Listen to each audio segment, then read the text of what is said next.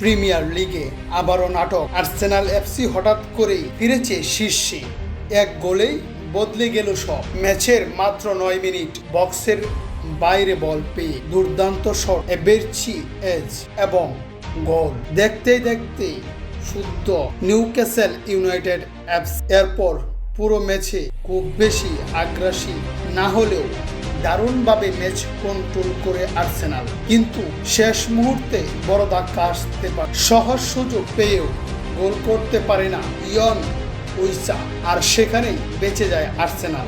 এখন টেবিলের শীর্ষে আর্সেনাল 34 ম্যাচে 73 পয়েন্ট, পিছনে মাত্র কয়েক ধাপ দূরে ম্যানচেস্টার সিটি এফসি। 2004 সালের পর প্রথমবার স্বপ্ন কি আবার সত্যি হবে? টানা হার, চাপ, সমালোচনা সব পিছনে ফেলে আবারও দৌড়ে ফিরছে গানারা। এমন ফুটবল আপডেট পেতে এখনই সাবস্ক্রাইব করুন।